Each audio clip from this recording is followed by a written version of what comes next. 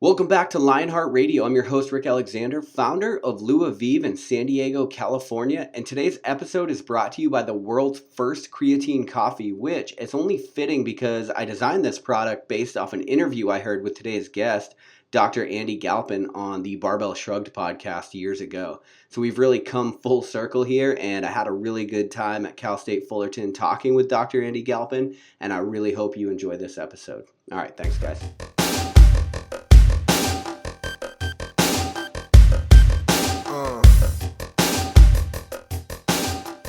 If you saw too or not, but Brian McKenzie, you know Brian McKenzie? I do, yeah. So he and I just wrote a book. Okay. That just came out too. Oh, you did? So it's just came up on Amazon, and it'll be, pre-orders are up now, and it'll be out July 11th. Okay. So that's called Unplugged, evolving from technology to enhance your consciousness, fitness, and performance. Evolving from technology. From technology. Which means what? So what that really is a guide for competitive weightlifters all the way to the normal wearable people, so Fitbitters, etc. Yep. All the way to the entrepreneur, to how technology can lead you awry, and then how to identify that if it is, and then more importantly how to fix that. So it's a solution-based book, which is not just like, all right, ditch technology, go live in the woods, like throw away your bed, your mattress. Like that doesn't work. Right.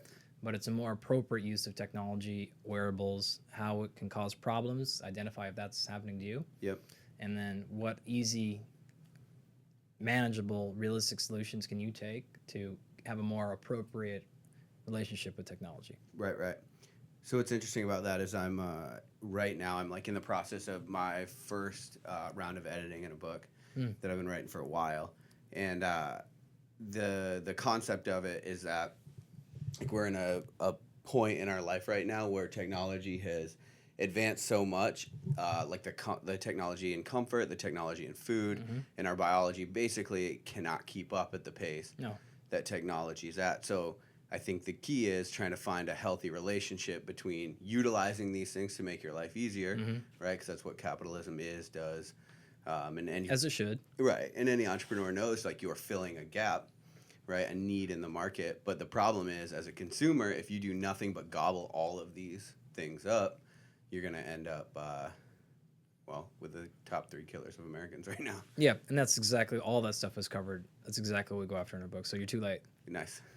You're gonna have Actually, I think I am too late. You're gonna have to like 5 books on this since I started writing it. Yeah. So where ours is a little bit different too is that we include very specific training and physical activity and exercise stuff too. Oh, okay. So it includes not only like lifestyle, like checking your email not all the time, getting off your phone stuff, but it includes being exposed to cold, being exposed to hunger, what you should do for thirst, how you should train or not, endurance, strength work, all this stuff. So it's all combined into one. So it's everything from the wearable Fitbit to how to appropriately use some software like Dartfish or Coach's Eye for exercise technique. So those are little apps you can get on your phone or your iPad where you can video, say, an athlete running or jumping or doing a pull-up, and then instantaneously pull it back up, and then you can mark it for joint angle and say, hey, like this is what I mean when I say your back is bending at the top or whatever, and then you can show it to them immediately. So these are actually like very high-powered biomechanical diagnostic software that's $3 on a phone app. Okay. Something like that. All the way down to as simple as, should you use a mirror or not? When you lift. All these things, yeah. And so, should you? Well, the book is really when you should use it and when you should not use it. Okay. Because it's not a blanket answer, right? There are clearly some benefits, and anyone that's ever coached knows that if you can show an athlete and they can see the movement, they immediately are going to learn a lot faster. Right. But that also has inherent problems and limitations to it. If, for example, you have to have a mirror to run correctly, you don't really own that movement. Right. And so that if you extend that all the way to HRV, to blood work, to a tech-savvy shoe, to nootropics, there are, of course, clear benefits to these, and you should have a more appropriate understanding of them so that you don't fall into the traps, which is what happens almost all the time right now. Right. And if you clean and jerk in a mirror, you will knock yourself out. Yeah, or you'll miss a lot. Right. 'Cause Right. you're focused So on there's the some wrong times when you details. should use it and it'd be helpful, but there are other times when that one in particular, there's a very easy physiological explanation. The fact that the movement velocity in a jerk Yep. is much faster than the recognition of your eye into your conscious thought into motor control and action, which is a very fancy way of saying if you see, for example, oh my gosh, my left arm is a little behind, it's too late. Because by the time you see that, recognize that, and then try to make the position's already moved. You're done with the movement. So it would be useless and often counterintuitive because then you make an adjustment that you're behind on. Right. And so, I mean, correct me if I'm wrong, but that seems like probably why they spend so much time drilling technique, because that needs to be ingrained and it can't be a conscious thought when you try. It's too late. Yep, exactly. So we need to move to a more appropriate relationship with that technology so that we understand when is it being useful for teaching and then when do I need to actually embed that in as a motor control unit. Right. So in your book, Unplugged, when you talk about recommending movement patterns, recommending strength programs or endurance programs, what are you recommending them for? Is this optimal performance? Is this So we health, actually outline longevity? for all that. And Okay. so we have a system for what are you? Who are you? Are you just trying to be as healthy and fit as possible because you love movement and want to be around and you like, well, okay, there's a set of guidelines and rubrics for those people. Are you trying to compete in world championships this summer? Well, then those are different relationships. Right. And so the book, what we spent a lot of time trying to figure out is putting a system together so that it's scaffolding, really. So what are you? Okay, then follow this scaffolding. It's an algorithm, if you will. Right. And so hopefully, if we've done it well, it will apply to everyone, whether you're that person or more appropriately, or maybe more importantly, if you're going, okay, like, I don't exercise, I never have, I got a full-time job, I honestly just want to know how to be a little bit healthier. I thought I was doing the right thing. I bought the wearable. It was $400. Like, damn it. Right. How the hell do I? So we have a section for that too. So it's like, hey, if you are just a beginner, just trying to get started on this stuff, here's what we recommend. Here's what we don't recommend. So you help people that might not have a background in this thing kind of digest all that information and figure out how to use it. Yeah, because in that particular case, it's very easy. It's information overload. Right. And more importantly, it is information. So there's a difference between data is not knowledge, Okay. and knowledge is not understanding. Keep in mind, my feeble mind is going to be That's trying all to right. keep up with all of these. That's why I paused. Yeah. So data is not knowledge. No, so I could hand you a spreadsheet from your Fitbit that could have thousands of sheets of data. That doesn't mean you know anything. Right. You can't conceptualize that. I don't know what the those hell that numbers. means. Okay. And then, because I don't know what the hell that means, or if I do know what that means, that doesn't mean I understand what to do about it. And so there are multiple layers to these things. And one of the problems that the beginners have, or I shouldn't say beginners because that sounds pejorative, and I don't mean it that way. But people that are just like, wow, I don't have the time, or I don't really care. Like, I'm just trying to do the right thing, man. Like, somebody help me. Yep. A lot of that data is useless. Yep. And so what you can use it for in that particular case maybe is some basic rudimentary calibration. Now, it might be wrong by 10, 20%, but for example, if you took the average person, you walked outside of this building and you went to the next one, the engineering building that you're at, right? And you just said, hey, how many calories do you eat a day? You'd probably get a lot of like, maybe like 2,000. Yeah. Like everyone's going to say that, right? Right. Like what? Some of you were at 800, some of you were 7,000. Yeah. And then if you grabbed them a plate, just went to the cafeteria, grabbed them a plate of food, and handed it to them and said, how many grams of protein are in that? How many calories? No one would even get remotely close, right? You'd be magnitudes of order, digits off. Yep. And so something like maybe an app for your phone that can scan your food plate and tell you the kcals, even though that's very, very inaccurate, it's probably a lot more accurate than most people's eyeball. Sure. These people, right? Yep. And so if you said, oh my God, I thought I was eating like, 100 grams of protein a day, turns out I'm usually at around 12. Yeah. Then that's a pretty good calibration tool for you to go, oh, okay, like I'm understanding basically. That's not going to help a world champion lose that last 3% of body fat. You need way more technology than that. You need way more experience. You need way more detail. You need more individual data as well. For sure, right? You're going to have to track yourself over time, self-experiment, etc. But for the very novice person in that field, it's very good to get you a rough calibration of thing. I just had somebody asked me this question on Twitter this morning. because some of the people are coming out right now saying that maybe we need to up the 10,000 step a day. Okay. That's the normal prescription for physical health, right? Right. You get a Fitbit, it's like it'll Right. go off at 10,000. Exactly. The whole goal, and those are our governmental guidelines, Yep. 10K steps a day. Yep. We maybe need to increase that to 15K. And the real rationale and what they're not saying, or at least the way that I like to think about it, is there's a very significant difference between physical activity and exercise. And so the pitfall people like me fell into, for sure, was, man, I squat 5 days a week. I train super hard. I'm plenty active. I'm healthy. Yep. But then you sit for the other 23 hours of the day. Right. Or the other 23 hours and 15 minutes or whatever it is, right? Yep. And so one of the things we quick to realize is those people aren't necessarily healthy either. Mm-hmm. But the people who walk 10,000 steps a day but never do anything vigorous or intense or difficult or hard, they're not healthy either. Mm-hmm. And so if we really want to optimize health for the more normal person, we need to have a combination of a lot of physical activity. Yep. Because what we're really doing is making up for 200,000 years of evolution that had this basal physical activity of probably more like 30 or 40 or 50,000 steps a day. Mm-hmm. And now we have, in a span of half of a generation, almost completely eliminated all of that. Right. So now all we're doing with the 10K steps is putting you back to a bare minimum to not die super fast. Right. And then you need to exercise to replace all the physical work we used to do. Mm-hmm. And so really, either we need to move the guidelines up to 15K minimum a day, or we need to realize that, no, 10K is the bare minimum of just movement. Right. That doesn't count your hard training. You still need to do something heavy. Mm-hmm. Heart rate needs to go up. You need to do a bunch of different positions, be well-rounded, and that will just keep you from not dying. Mm-hmm. That doesn't make you healthy, though. Right. So acknowledging there's a difference between training, what's fit and what's healthy, or being adapted to a training regimen and being healthy are different. Totally. At the same time, though, when you become adapted to a training regimen like, let's say, CrossFit or Olympic weightlifting or something, typically you are increasing those factors that are going to help with longevity, like hip to weight ratio or hip Some to of waist them. ratio. I mean, Yeah. right. Some of them. But you have to realize, if you really want to optimize health, if you spend 5 years optimizing your squat strength, you probably lost health. Right? Even though leg strength is very, very, very, very important for health, one of the single highest predictors. Right.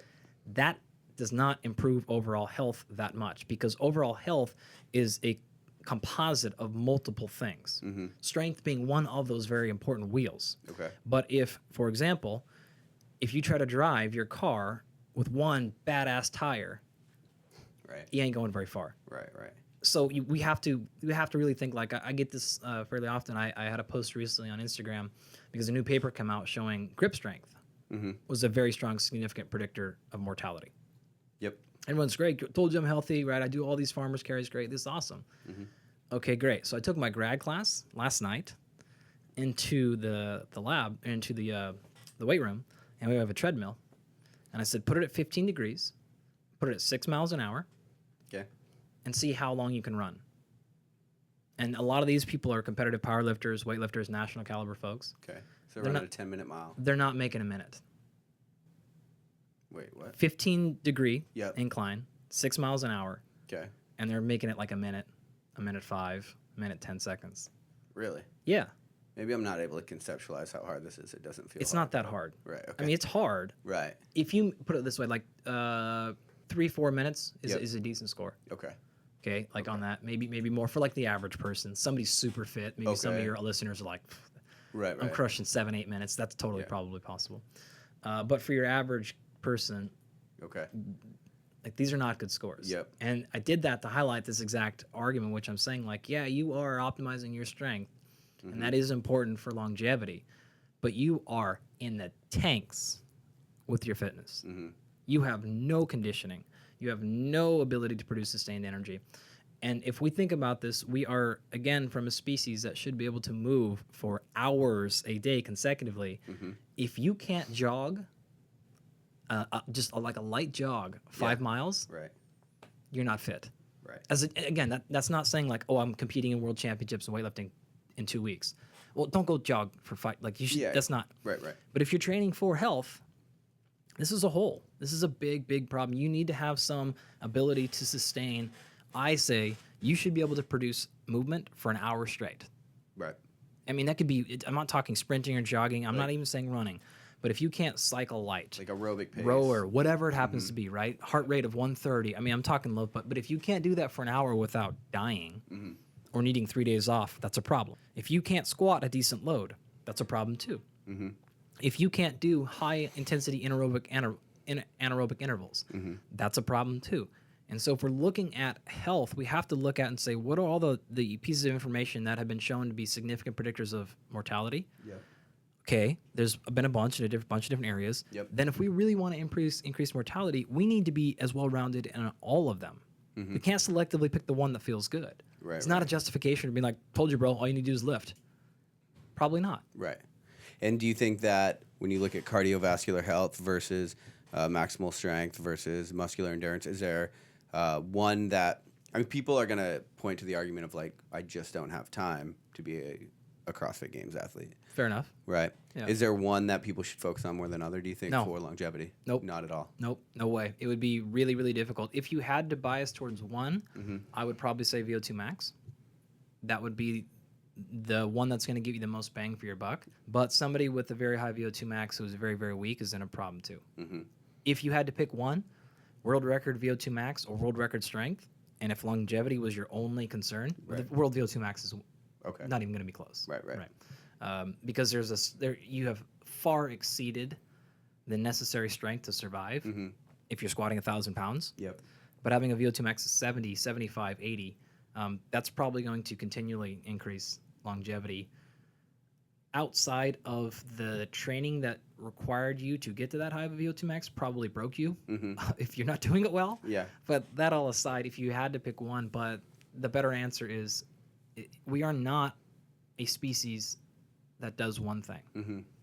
And we're not supposed to. So even coming up with that question, I know it was just a thought game question, but if you're realistically thinking that, that's a bad position to be in.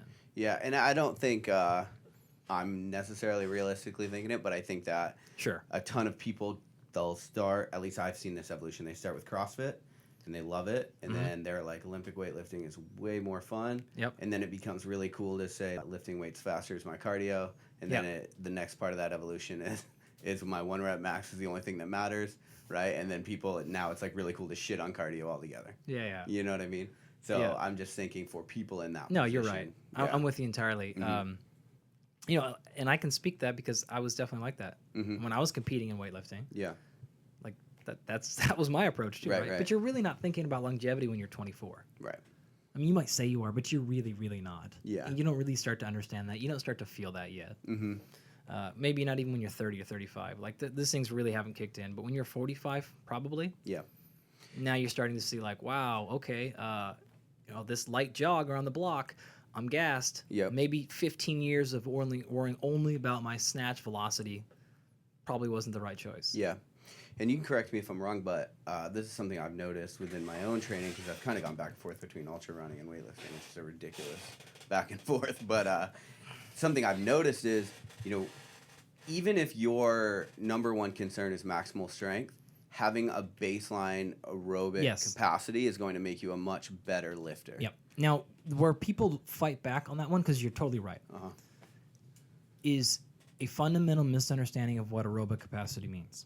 Okay. You don't, if you're trying to maximize whatever you want, you pick it, CrossFit, weightlifting, powerlifting, strongman, doesn't matter. Yep. You need a very good aerobic base. Now, as you shift from weightlifting and powerlifting to strongman, and then you shift from there to CrossFit, you're moving from less aerobic need to less aerobic need to more aerobic need, right? Okay. So there's a difference between all those, like clearly. But the fundamental misunderstanding is you don't need to be able to run for 15 miles to have an aerobic base. Right. That's not at all what we're saying. And so I feel like generally this conversation is people talking past each other. Yep. Because they're like, these guys are idiots. You don't need to be able to run. Who said I have to run for... Right. That's not what we're saying. I don't care if you never run. You don't need to run 2 steps in your life. Pick whatever you want, but you need to be able to produce sustained energy for whatever you want to call it. 20 minutes. 40. I don't know.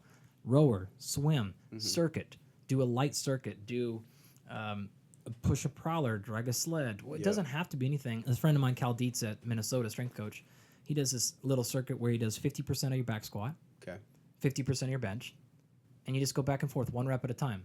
1 rep bench, 1 rep squat. Yeah. And you do that for 30 straight minutes.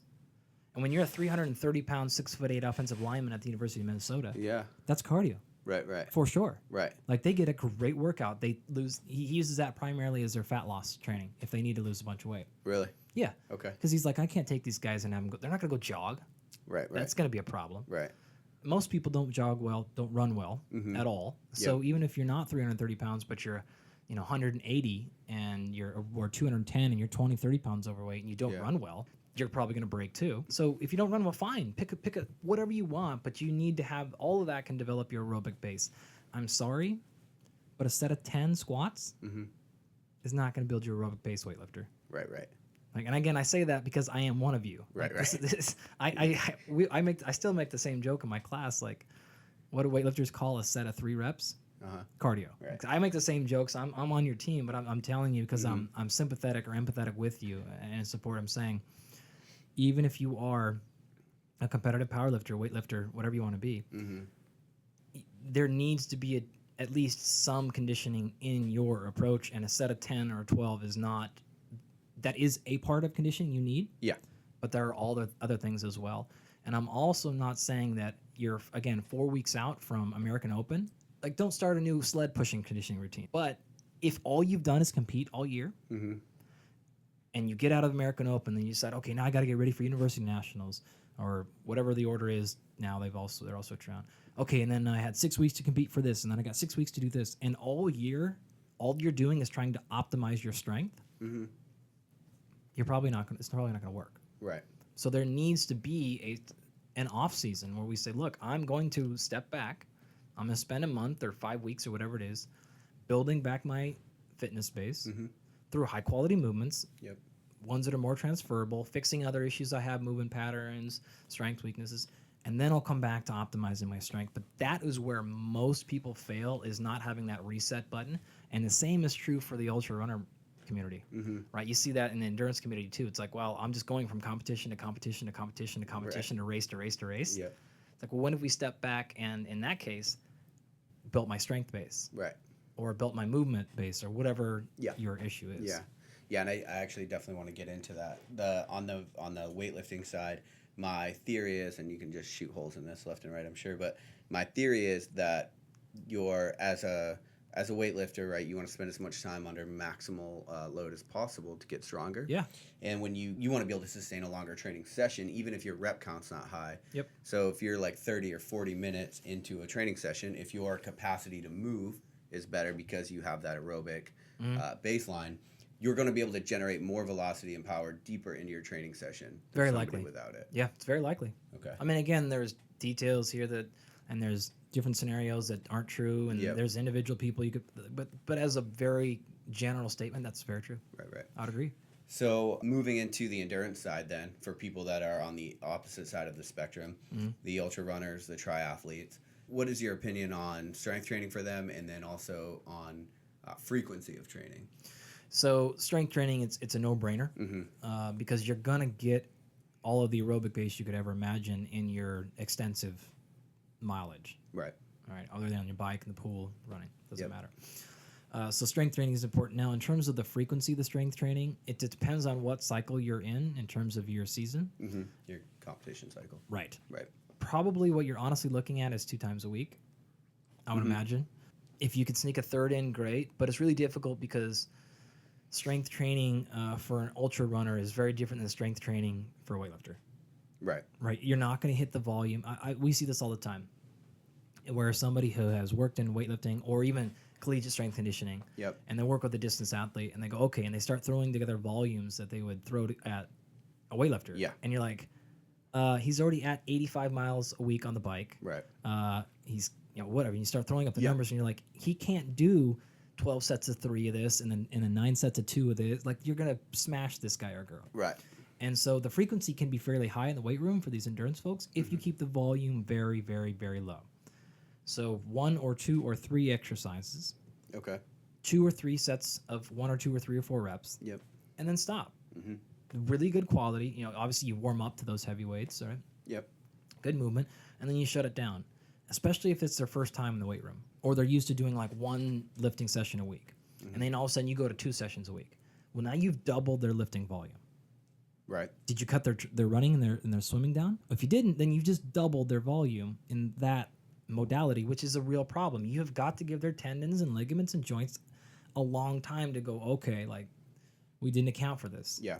So the frequency, I mean, if I just have to give you an answer, I'd probably say 2 weeks, 2 times a week, realistically. Yeah, right. Because it's hard to get endurance athletes off the pavement and off the road. Yeah. Well, and the other issue is, because I'm in the middle of an ultra season right now, is like on Wednesday night, if I'm going to do, let's say I'm going to run on Wednesday night, I'm running until 8 o'clock at night. Yeah. So, like, it's, just finding the time from a sheer, that's a difficult Well, that's the other thing. Yeah, that's actually a really good point where, unlike with weightlifter, a powerlifter, or even a CrossFitter, there's one thing that an endurance athlete can't sneak away from. That's time. Yeah. Like I have to have an hour and a half to run because I have to run 15 miles today or 7 miles or whatever you're going to be today, right? Yep. You can simulate that in for weightlifters. Yeah. You can sneak away with a bunch of different things. You could do multiple training sessions a day, etc.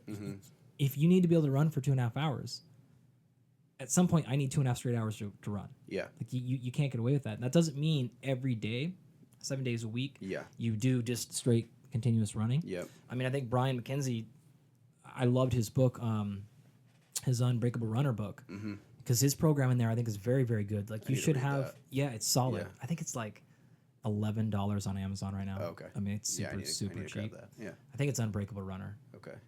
Unbroken or Unbreakable. I think Unbreakable. I'm like a half broken runner right now. Yeah. So I need to. But it's very good because he lays out a very nice weekly combination. He takes you from your first ever 5K all the way up to your first ultra. So wherever you're at in that spectrum, you can hop on. But he has a combination of your traditional steady state, right? Got to get on the pavement. Work. Yeah. Yep. Your interval-based work. So this is even for somebody who does a big distance. That might be even like repeated 1 mile runs. So a mile as fast as you can or at a certain pace. Yep. Rest that time, do it again. So you might get your 5 miles in today, but you're going to break it up into 5 sets of 1 mile with breaks. That's a good way to get a good tempo training session in. Yeah, exactly, right? So you can get a decent amount of volume. It still takes a long time, though. Yep. But you can do it at a higher quality, usually. A combination of that and your very high intensity, 30 seconds on, 30 seconds off, maybe 15 rounds, right? This is going to just blow your heart rate out. You're going to be shot from this. With speed work in the weight room and strength in the weight room. And he has a nice combination of that in that book that says, okay, like if you really want to do your first race or improve your race performance and not get broken, here's a nice template. Okay. And he can speak that much more than I can. He's worked with far more endurance runners than I have. Yeah. Do you think that you can inch the volume down with correct strength and conditioning at all? I think you can significantly reduce it. Significantly. And again, I can't speak to too much of endurance running. Okay. So take that with a grain of salt. I've only worked with a few ultras in my life, but I have worked a lot with MMA fighters. And it's not even the same universe. Is that your population you generally work with? Right now, Okay. I'm working mostly with combat sport athletes, wrestlers, boxers, MMA fighters. Yep. And the only parallel I can draw there is, although it's very different, their weekly training volume is almost unparalleled. It's crazy. They're legitimately having 12 to 16 full training sessions a week. Is that because of They're crazy and stupid. That's why. Yeah. They don't listen. Right. Usually the first thing I do is cut their volume, if I can, in half. Okay. Literally in half. If they don't want to listen yet, we'll try to cut it by 25% or more. But they're doing, they're training twice a day. Yep. At least 6 days a week. And then oftentimes there's 3 days peppered in some of those days. And those include full sparring. So they're going to go in and they're going to fight as hard as they can with another trained killer for 25 minutes with a 1 minute break in between each round. Like, I know that's not running, but you don't even know. No, that banks you up, though. You don't know fatigue. Right. Until somebody is trying to kick you in the head. And, like, it's unreal. Yeah, no, I boxed for 3 or 4 years. Just fists. I mean, just put on headgear and have just body punches only. Don't punch each other in the face. Put on gloves and just punch each other in the stomach as hard as you can for a minute. Right. And see how exhausted you are. Right. Shocked, right? Yep. And so, with them, to answer your question, we have been able to be like, we have got to get you the volume down because you're crushing yourself. And if we can substitute some of that with strength conditioning work, some of them lift a lot, some of them don't lift at all. Yep. And we can get you in the weight room once to twice a week. That's generally a win because we can do better quality stuff in there than we can on the mat. So yeah, I would imagine the same would be true. I know Brian would agree with me too. So you can really cut the volume a lot down. Not even inch it down, you can foot it down. Some of the problem I think with MMA specifically is a lot like the problem with CrossFit when I trained under OPEX for a while. Okay. And I remember I'd hit up my coach and be like, dude, I'm good, but I'm hurting. Yeah. Like the volume is like I'm spending 6 hours in the gym every day. Yeah. And his answer was like, well, you know, where you're trying to go with it, CrossFit is such an all-enticing thing. There's so many disciplines. You have to be able to train all of these different You think there's a lot of disciplines in CrossFit? Try to fight in MMA. Right. Like you're learning 4, 5, 6 different sports. Yeah. Not just like variations of the same sport, which is what CrossFit is. Like it's not well rounded. It's always pull-ups or some variation. Yeah. It's always some sort of deadlift or variation. It's always some sort of push or variation. That's it. That's the whole sport. Like, wow, it's crazy. It's so different this year because we're using rings. Right. That's fucking same sport. Right. Come on, get out of here. That's true. I mean, look at the years that they've done the weird stuff. Like they had him throw the softball the one year, and then everyone threw a conniption fit, and that's been gone. Yeah. And then the one time they threw him in the water. Well, and they were awful at it. Terrible, right? Yeah. They have him sprint kind of sometimes. Then they threw him in the water, but that's it. Yeah. And then they threw their treadmills last year, and everyone got all mad, you know, because you're like, I thought we were functional. Now you're on a treadmill. Yeah. What happened to that? Yeah. You know, but like they're not doing anything different. So when it comes to back to what we were talking about before, when it comes to general preparedness or health, sorry, I love CrossFit for the record. longevity. Like, it's fun, but like let's be realistic too about what it is. Yeah. Well, and so that was going to be my next question for a lifestyle, not the sport of CrossFit, which I really very think is different. important. Yeah, it's important to differentiate. But for a lifestyle, what's your opinion on CrossFit then? Well, I mean, it's a really complex question because I had a good friend, Mike McGoldrick, make it, and that was honestly one of the happiest moments of my life because he trained and gave up a lot to make the games. That was a big goal of his, and so I didn't particularly care that it was the games or if it was world championships in chess or whatever it was. Right. But he really gave up a ton, career, house, like all this stuff, and so to see him reach that was one of my like happiest moments. Yeah. Like I get really emotionally just thinking about it. So I love that, and I'm sure a lot of people that's happened too. And of course, you can't deny the general movement that CrossFit has done is a net positive gain. Yes. Like it's no question. Especially when it comes to fighting obesity and all this stuff, right? It is a net things. positive gain. So the complaints I have with CrossFit are generally their personal gripes rather than actually things that are important for you to hear. Like they're on my own petty little like, I hate how they wear the stupid socks. Like these aren't important things. I hate how everyone is so culty about it. I hate how like they're infallible. Right. I hate how they act like they created something that they didn't. They created a fantastic brand, amazing company. Like they did not create anything new exercise wise. No. Right. They packaged it though. Yeah, they packaged it well. Yeah. Like which is awesome. I am super impressed. I would sign up and pay if I ran a business to learn business strategy, development, and branding from them. Like they crushed it. Without a doubt. Yeah. They did a bunch of stuff that was really important based on research that we'd already published. Yeah. Like, hey, high intensity intervals are super good for health. You can lose a lot of weight this way. You can lose fat. You don't have to do this stuff. All that stuff is knowledge we and other scientists had been publishing for years. Yeah. And they, like I said, they packaged it well. So, like, I think that's awesome. And they built a tribe around it, which from a business standpoint is the most important thing you can look what they did for weightlifting alone, the sport. Mm-hmm. Like, that was a dead sport. It is, we had 152 people at our last meet here. One before that, over 150 as well. We'll have one here in a few weeks. We'll have well over 150 again.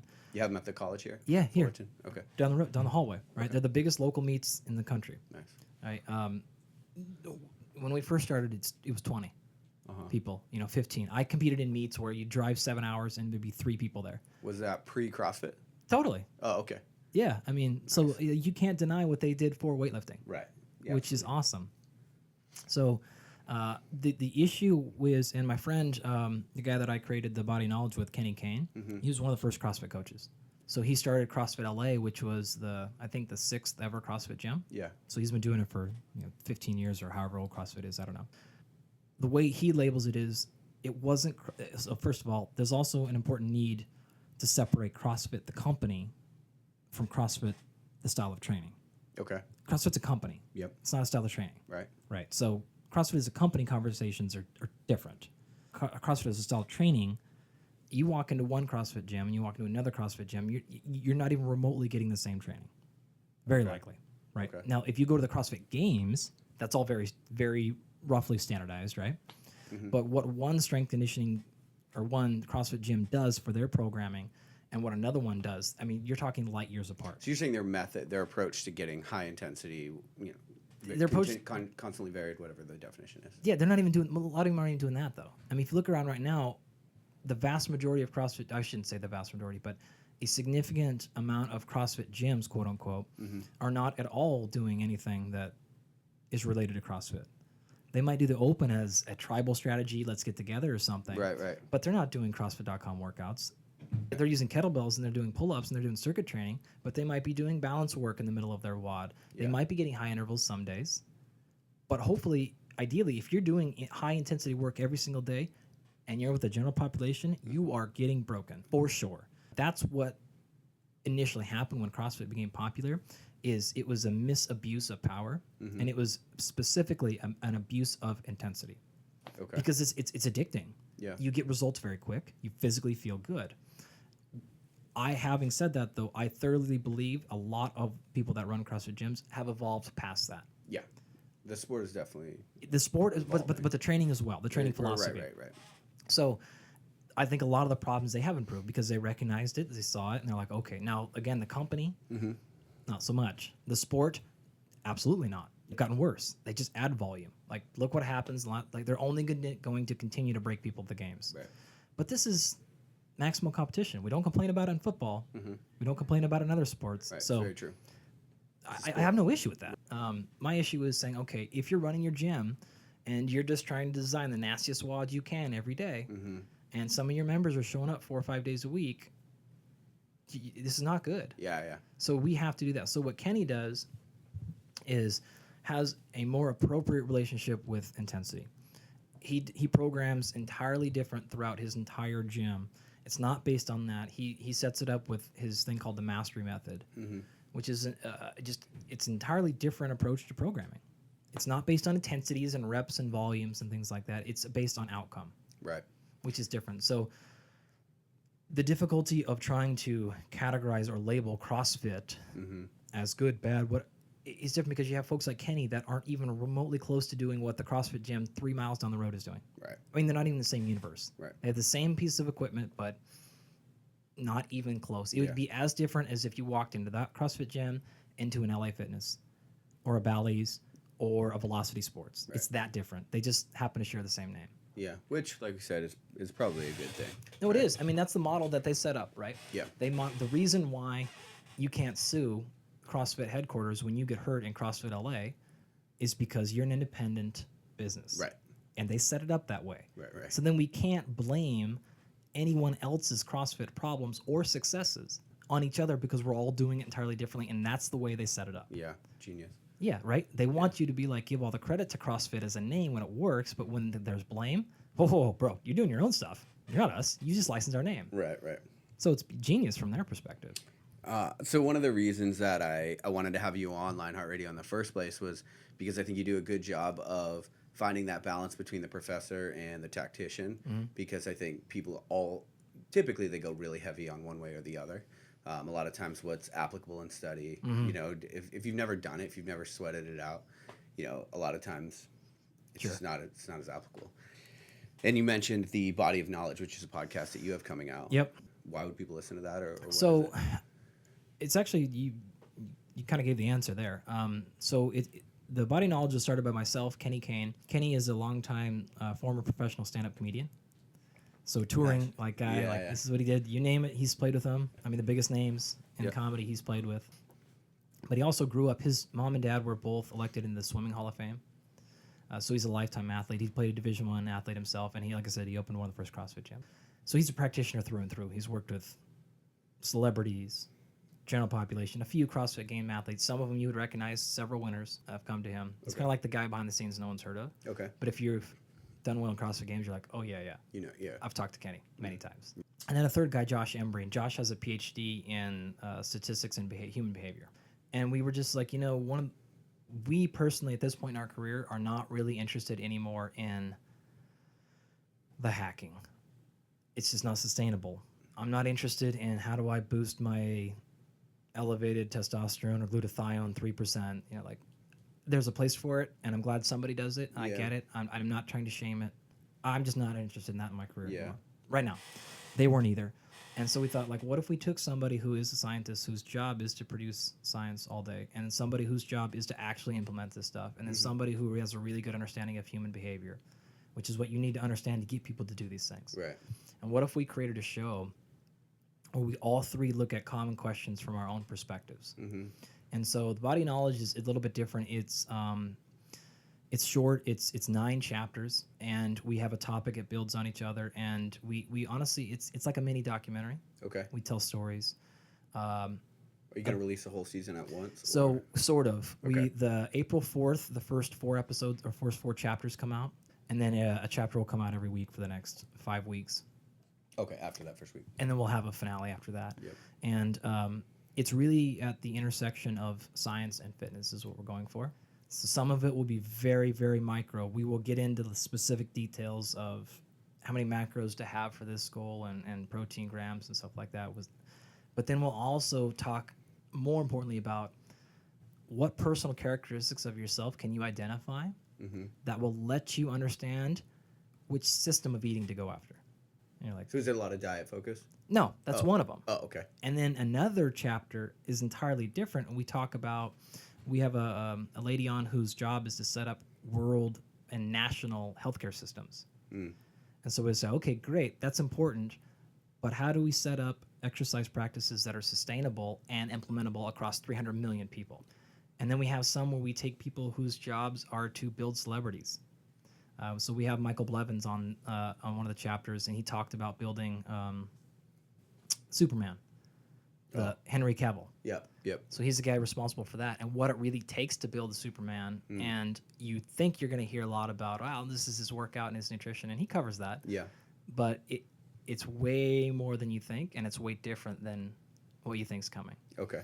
So my point is with all that is we range. Some of it's very, very micro supplements, and some of it is very large philosophical. Yeah. Some of it is population-based, and it's kind of everywhere. So the chapters kind of build on each other. Yep. You can listen to them a little bit asynchronously if you'd like, but the theme really builds until a culmination at the end. So it's just a project where I'm like, I wanted to take some of the stuff I do in class and some of the talks I've given professionally and put them together with Kenny. He does the same thing.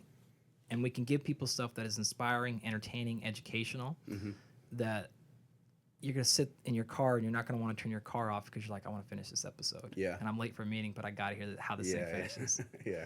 And so we're not trying to compete with you guys or Barbell Shrugged or any of the other guys. We just want to do these little short documentary series things that just because they're fun to tell stories. Yeah, absolutely. The first thing that you mentioned was nutritional systems or diet systems. And I think that one of the reasons that people get frustrated and don't do anything is because once you get involved and you want to take control of these things for yourself, like diet is a big one, there's so many people selling you something else. And people are like, well, is paleo what's right? Sure. Ketogenic's gotten bigger lately. Is ketogenic what's right? So that's a very good example of I hate the noise. I can't stand it. Okay. I have a hard time personally with selling anything. It's not a good financial trait to have, right? But I don't like it. I think it's definitely an academic trait to have. Yeah, right. Yeah. Like I'm a teacher. This is what I do. I want to give away. This is my website. I give all my class lectures away on my website free. There's no upsell. There's no newsletter you have to click into. There is nothing you could do on your website that would ever even allow you to give me $1. It's all free. Okay. It always will be.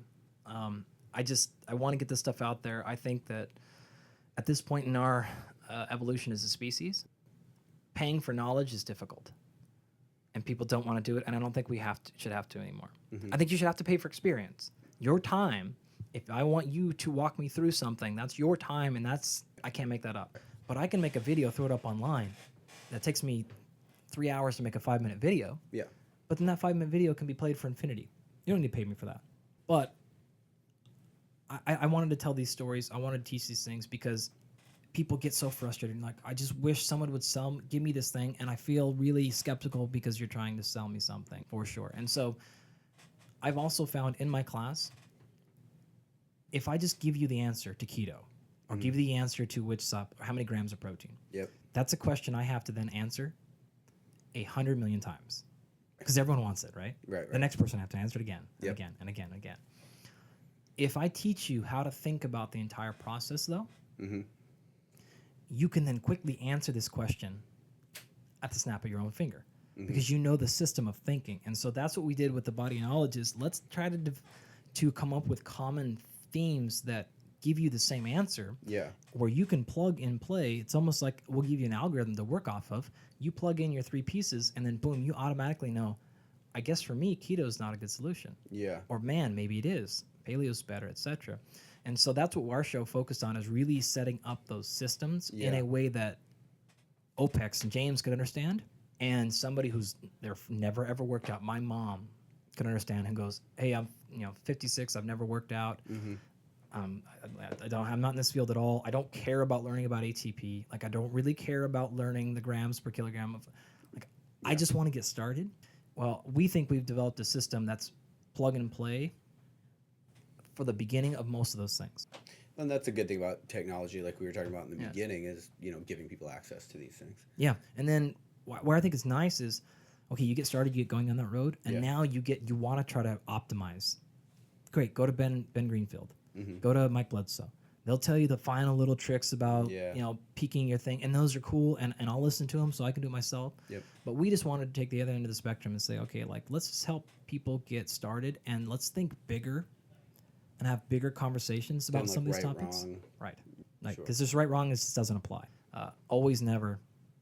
These don't apply. But we also didn't want to be so philosophical that when you leave the episode, you're like, well, I still don't really know what to do. Because that can happen when you start talking philosophy. You get very vague, and you're like, cool. I don't know what to do yet. So we try to strike a balance between those things. So on the topic of diet, did you catch the Barbell Shrugged with Dr. Mike Nelson, T. Nelson? I know Mike very well. Oh, okay. I set him up. I'm the one that put him on the show. Oh, very cool. Metabolic flexibility. Yeah, so I wanted to get I handled those guys for like a year. I'm like, you got to get this dude on. And then they finally were at PaleoFX, and I was like, I grabbed him and I grabbed Mike, and I'm like, you're shooting right now. Go. Nice. Yeah, well, what I like about it is that it kind of took a lot of the dogma out of people's opinion about diet. But I am curious on what your opinion on, I guess, metabolic flexibility is. So one of the issues I think that I saw with it when I was watching it is I've spent time dallying in a bunch of different diets. And I've done the ketogenic thing. I like it for performance, for me, for ultra the most, actually, just right. But what I found is those systems, and this is going to be as lay as I can say this, just because I don't understand it fully. But I like those systems need to be upregulated. So, for example, to make yourself fat adapted, it's not as easy as just eating fat and then my glycogen stores are gone. I'm fat adapted now. At least that's what I found trying to test myself and get into ketosis. So I guess I'm just curious about your opinion on what it takes to actually be metabolically flexible.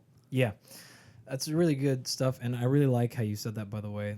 A couple of things that you're not going to explain it well because you don't understand it well, which is beautiful. All right, we don't really understand something until we can explain it very simply. 100%. Anyways, totally philosophical. I completely agree, It was great.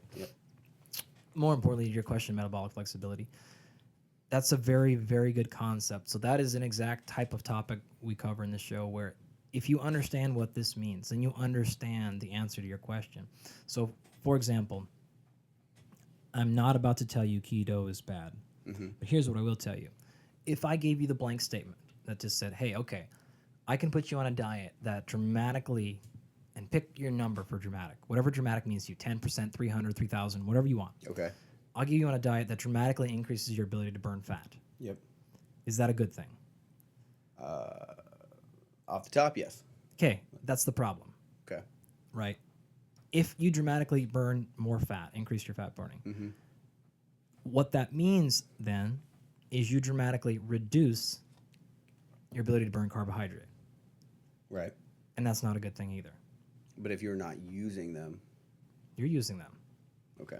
Right. So that's the fundamental problem is it's the binary thinking that goes, wait a minute, I'll just burn more fat. I don't like having fat because it makes me look unsexy. Perfect solution. No. What we see time and time and time again is these diets can cripple your ability to use fat or use carbohydrate as a fuel. Okay. If you can't use carbohydrate as a fuel, you have lost all the underpinning mechanisms you need to start all of metabolism. So you're dead out of the gates. And then if you do have to go do any carbohydrate reliant task, you're shot because you don't even have, you've downregulated those enzymes. Those Right. proteins are gone. They've gone through autophagy or they've been killed off in some other fast. They're out of there. Okay. So having said that, did I just tell you that ketogenic is useless? Not even close. Right. Metabolic flexibility in particular is an example of saying you need to have the ability to do both. Mm-hmm. And what Mike, I think, would grant you, and I would as well, Mm-hmm. a lot of people are shifted towards the carbohydrate. So why a lot of people respond well to the first time they attempt keto is because they are shifted so far to one end of the spectrum, it actually puts them more towards the middle. But they're falsely thinking going to the far end with fat only is the place to go, which is not the place to go. Metabolic flexibility says I should be able to use both of them equally efficiently. Okay. Now, sometimes that means I have to dramatically reduce one for a short time because I'm too far down my spectrum. It's exactly like we talked about earlier with the strength versus conditioning spectrum, Mm-hmm. right? You're trying to optimize both. Metabolic flexibility is very similar to physiological flexibility. I should be strong and fit and have a great cardiovascular endurance and have a high heart rate and be able to repeat multiple bouts of high force, et cetera, et cetera. Mm-hmm. So if you then need to go through a short bout of ketogenic, or it doesn't even matter if it's ketogenic, it could be a low carbohydrate training phase or whatever, a bunch of ways you could get to this, because you are actually very, very, very poor at burning fat, then that's probably beneficial. But the goal then would be to land back in the middle of that spectrum, Mm-hmm. not to stay at the very end of that other end, because that's not a good place to be either.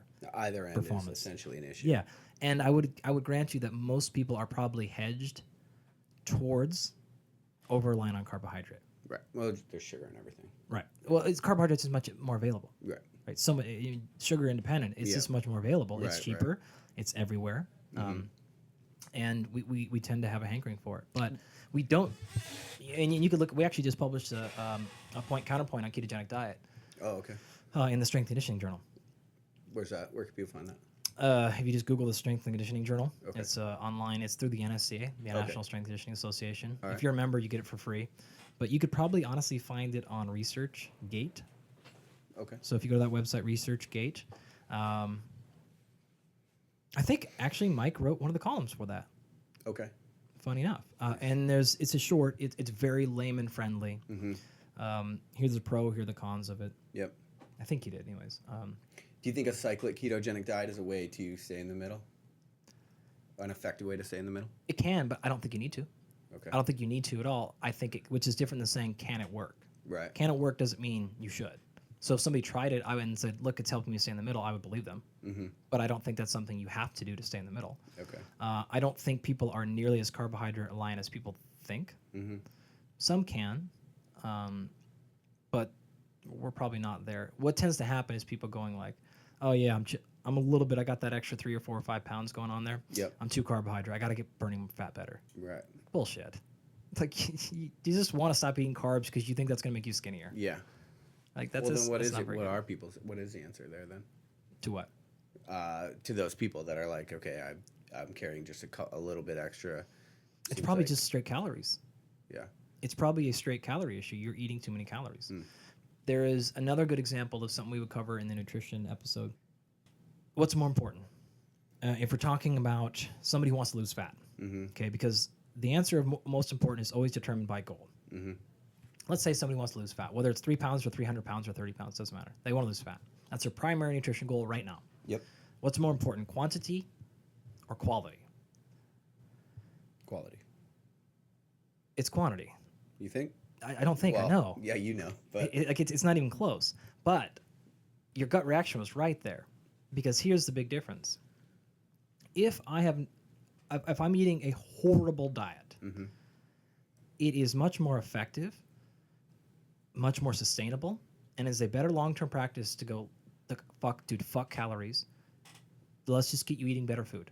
That is a far better approach, short-term and long-term. But it still does come down to a calorie issue. You can't avoid that issue. And there's no insulin fairy, right? There's none of these magical things like where the difference is calorie absorbed is different than calorie consumed because your body's not a perfect system. So if I consume 200 calories of fat or lard and I consume 200 calories of carrot, 200 calories is 200 calories going in, but the way that I absorb those 200 calories is different. So I might absorb 195 of the 200 of the lard. I might only absorb 120 of the 125 of the carrot, though. Yeah. The rest is lost in fiber.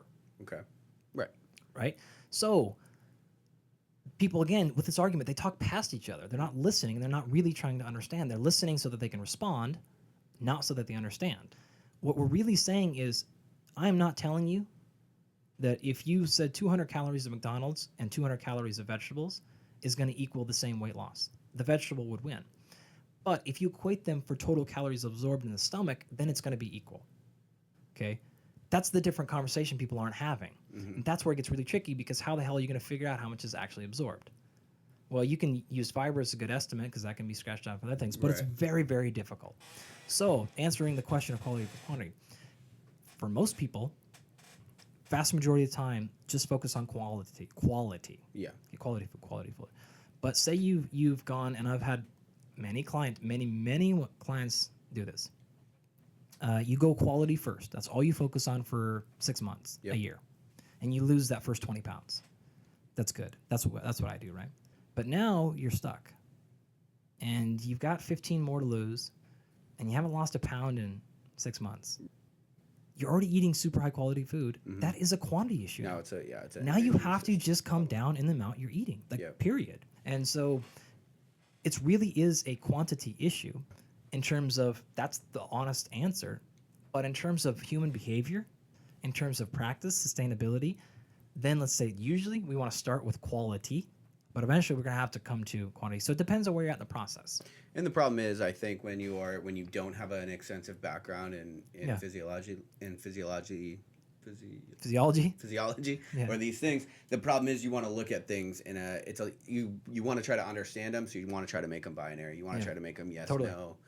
I think that's the problem that people run into with this argument and any other argument. So that's a very good point. The way that I like to address that is saying, okay, I get it. Because I do the same thing. Like if this was a conversation about accounting, like I am now you in terms of like I don't care. I don't want to know the systems. I don't want to know about like growth. Like I don't want equations. It's just like tell me where to put my money. Done. Right. If it's accounting, we're both me. Right. Whatever. Right. Finance. I mean, auto. Like you pick it. Right. Anything outside of this space, I do the same thing. Right. So we're all like that. I'm not. Yeah. Right. Okay. I want just a straight answer. So if you're like I don't want a just straight answer, I get it. Yeah. My advice to you is this then. Just go for your straight answer. Mm-hmm. But always keep in your mind that's not an actual truth. That is a suggestion, and I'm going to go with that suggestion for now, but I will recognize if it's not working, maybe I need to search for a different answer.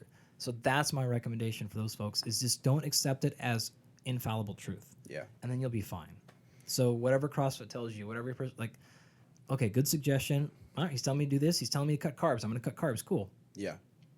But if something comes up later or somebody else tells me cutting carbs is bullshit, don't go like, no, dude, no. CrossFit says it is truth. As long as you stay away from that conversation, you're fine. That's the problem CrossFitters particularly, I think, fall into. Hugely. Is that they're like, my way of fitness is correct. Yeah. Right. Massive. That's like one of the things we talked about earlier. I'm like, that's my issue with it. It's more of the culture and the people than it is the company. Mm-hmm. But let's also be fair to CrossFit. They're not the only subculture or tribe that does that. Right. I mean, very true. NFL fans the same way. Like, you pick the same thing, right? Yeah, so everyone. It's not blame them. We all have that same thing. But that's just one thing that culture could improve on is saying, you know what? Maybe there are more things to physical fitness and health than kettlebells and pull-ups. Well, and I think that even the people that are really at the forefront of the sport side of CrossFit are realizing that, and their methods are evolving. Yeah. I had a great conversation a long time ago with a good friend of mine, Alex Martinez. He sells... he's a lifelong fitness guy. He's always around PaleoFX. his Instagram or his social media is So Wrong Fitness. Nice. Fucking hilarious. Yeah. He's so funny. He's super good. But we always talk about this. Exercise equipment is a great example. Like if you ask a CrossFitter what they think about a leg press machine, like you would get an unending pile of dog shit. Yeah. We are the machine. Which is so short-sighted. It's foolish and short-sighted. There are umpteen positive adaptations you could get from a leg press. Mm-hmm.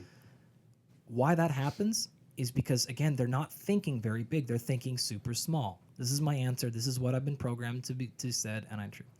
If we start to put examples out there, though, we can find tons of solutions in which a leg press is not very good. And I can find you tons of solutions or examples in which it's an excellent choice. Literally off the top of my head, one quick example. If you try to say, if you had one exercise to choose the rest of your life, for most average people, okay, a barbell squat's probably better. Mm-hmm. Okay. Deadlift. Well, if you just had to pick between squat and leg press. Okay. Sorry. Bad. Oh, right. Oh, I see what you're saying. Right. Yep. Okay. I'm picking squat. Okay. Duh, right? And if that's the conversation, cool, conversation over. I'm probably not interested in having a further conversation about that because I think that's generally going to be a wide sweeping answer. Okay. If you say, though, something like, well, what about a client that comes in and, got no cartilage in their knee? We'll have them box squat. Oh, that hurts too. Oh, we'll have them do that. Why not leg press them? Why? If they can do, and all of a sudden they get leg press and they go, man, they got good positions, spine is neutral, they're getting great depth, feet are flat on the floor, good positions forward. And they're like, man, I can press. I feel a really good contraction in my glute and hamstring. Yeah. Cool. So you're trying to tell me not working the glute and hamstring is a better choice than working on that machine? Bullshit. Like, no way. Yeah. Why? Why it's so a problem? Well, we're going to try to find other ways to do it. And you spend years and years toiling around with different types of squats on boxes and stuff. Mm-hmm. Why not just use the squat or the leg press? Yeah. So your argument is you can achieve the same adaptation without Not the same. scaling the. Not the same. Okay. It wouldn't be the same. I mean, Well, nothing's the okay. same, right? Yeah. If it's different, it's different, period. Mm-hmm. A front squat is different than a goblet squat, period. It's maybe 80% the same or 85 or 90 Yeah, or whatever, right. 70%. So would it be the exact same squat? No. And that's the conversation that gets failed. Mm-hmm. I'm not, and no one, Alex would, it's not the same exercise, but it can be similar. So just because it's not the same exercise or it's not generally as effective does not mean it is totally ineffective. That's the problem. Would I have 5 leg press machines in my gym? Probably not. Would I buy one? Maybe not. But if I have one laying around or I find one at a garage sale one day or something and I can grab it for a great deal and it works well Yeah. and I got space, would it be my first priority? No. I'm not putting a leg press in before I'm putting a squat rack in. No, but if I have 12 squat racks, do I need a 13th? I don't know. Maybe one leg press is pretty good. There are other things I can get with it that it's probably a good use. And that's just one example, and I picked that one because I know that's one that would be very inflammatory. Right? And just to show you how if we think bigger and think better, we start to lose grasp of like, well, I'll never do this. This is stupid. This is awful. The bench press is another example. The bicep curl is another example. You don't think a bicep is functional? Oh, really? Okay, so your body evolved to have a muscle that doesn't do anything. Right. And they put it on your arm where the thing that moves in front of your face. Right, Yeah, that's right. not functional. Right. I'm not saying doing preacher curls all day is what you do to improve health, but let's not fool ourselves and say a bicep's not functional. Get the fuck out of here. I have a problem with that argument too. I mean, strength is functional, endurance is functional. Right. So So elbow extension's cool, but elbow flexion not into it. get out of here. Right. So the final, I guess, thing I want to talk about real quick is usually the final question is about advice, but I think we've probably given out so much advice. Okay. So I know that you spend a lot of time on the forefront of research as far as physiology is concerned or exercise physiology is concerned. What right now are you most excited about with research and with what you're finding? A lot of stuff that we're going down. My Irene Tobias, my postdoc, who is probably standing outside of our door right now waiting. Okay. That's all right. She'll be here in a second. Okay. She's doing a lot of stuff right now on a couple of signaling proteins that are really cool. So these are molecules within your muscle fibers. And the one that she's looking at is the one that controls energy regulation. And it's called AMPK. Okay. And where that really is saying is that's the molecule that is supposed to block the molecule that turns on muscle growth. So you're familiar with what's called the interference effect, right? So if I do a bunch of aerobic exercise, it's going to block my muscle growth. Sure. Right? Yep. Well, there's a particular protein that's responsible for that. AMPK is the one that blocks the muscle growth part. Okay. So we're doing a lot of work in that area because and CrossFit is a great example saying maybe that's not so true. Yeah. Like pretty clearly. Yeah, that paradigm's being shattered. Right. So we're looking at that protein right now, and we're doing it. What's really cool is we're doing it in men and in women. Very cool. Which is really, really cool. Mm-hmm. So we're really excited about that. She ran some of the things this morning because the downstream substrate of that protein is the molecule behind the window of gains, right? The post-exercise anabolic window. Yep. So we have a beat on that one as well. Very cool. And individual muscle fibers. We're also the American Open. December 7th is here in Anaheim, which is down the road. So we're trying to get funding right now to do biopsies of all the people at the American Open. We need to get funding and waivers. Yeah, well, that's not a problem. Yeah, we'll get enough. But the reason is we've actually never studied muscle of a high level or even moderately high level strength, speed, or power athlete. Really? It's just mostly college. It's all college or it's all endurance athletes, steady state endurance. Okay. Very cool. And so we want to know, I mean, even something basic like fiber type. Yeah. We would assume, you'd think, well, these guys all have fast twitch. That's actually never been studied. Interesting. Don't know. Yeah. So we got that. If funding comes around, we'll do that December 7th. And then the other project that I wanted to mention that we're doing is, of course, the epigenetic study. So epigenetics is the idea that you're born with a certain set of genes, right? Your mom and dad, half and half. But the way that those genes are expressed changes based on your lifestyle. Turned on or off. Right. Right. And so we just completed the first ever trial looking at how acute strength training, leg presses, by the way, a bunch of other squatting and stuff. Yeah. Doing that, how that changes, which genes are turned on, which ones are turned off, which ones are upregulated and downregulated, and then how that differs in people who are very, very strength trained versus people who are sedentary. So we literally last week we finished that. We're working on the tissue analysis right now. So all that stuff's coming. Yeah, very cool. Yeah. Have you read the Sports Gene? Yeah, of course. Okay, very cool. Yeah. Well, for people that are listening and are intrigued by the things that you said or want to follow along or support your journey, I know we mentioned your book, and I know we mentioned... the book Unplugged is on Amazon right now. and we'll link that up in the show notes. That'll be available it'll come out July 11th, but it's up. And then it'll probably be in your bookstores, your local bookstores. TheBodyOfKnowledge.com. Okay. And then on Instagram, at The Body of Knowledge is the new show. And then my personal stuff, my website where I have all those lectures and my classes. Yep. It's just my name, AndyGalpin.com. And then I'm Dr. Dr. So just Dr. Andy Galpin on Twitter and Instagram. So Perfect. Well, thanks for being on, man. I appreciate it. yeah, my pleasure, man. All It's right. fun. Thanks, brother. Yep. Thanks for listening to Lionheart Radio. Subscribe on iTunes and Stitcher Radio. And don't forget to give us a 5-star rating. For all of your supplement needs and for show notes, visit luaviv.com.